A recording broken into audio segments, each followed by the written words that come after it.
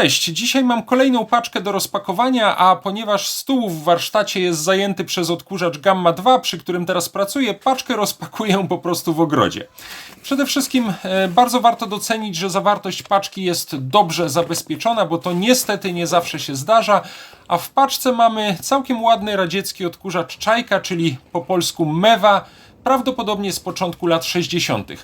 Niedawno zwiedzaliśmy wystawę odkurzaczy w Wiedniu i tam na górnej półce widać odkurzacz, który wygląda właśnie jak Czajka, ale to jest holenderski RS i moim zdaniem to właśnie na jego podstawie w moskiewskiej fabryce Komunar produkowano pierwsze Czajki takie jak nasza dzisiejsza.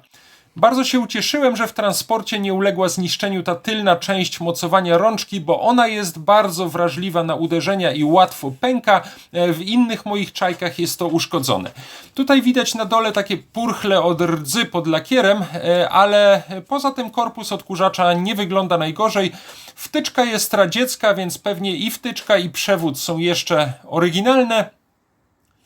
Postawiłem obok dwie inne Czajki, które mam w kolekcji. Na samej górze jest ta, którą dzisiaj rozpakowaliśmy. Po środku zielona Czajka w bardzo ładnym stanie i nawet mam do niej akcesoria, ale niestety niesprawny jest silnik.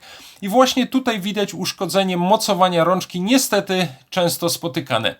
Ta brązowa Czajka na samym dole jest także bardzo ładna, nawet silnik jest w niej sprawny, choć w tej chwili wyjęty. Natomiast cała ta tylna część rączki jest tutaj totalnie zmasakrowana i to niestety też powstało z powodu złego zabezpieczenia odkurzacza w paczce. Strasznie to wkurza, kiedy kupujesz ładne urządzenie, a przychodzi uszkodzone, bo było zapakowane na przykład tylko w plastikową torbę.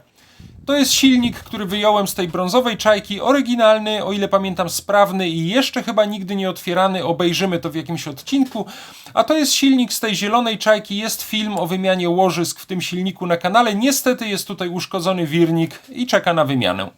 Trzy ładne urządzenia, odkurzacz, który dzisiaj przyszedł, podobno także nie działa, ale to nawet fajnie, bo bardzo się już cieszę z możliwości jego dokładnego obejrzenia, no i może naprawy.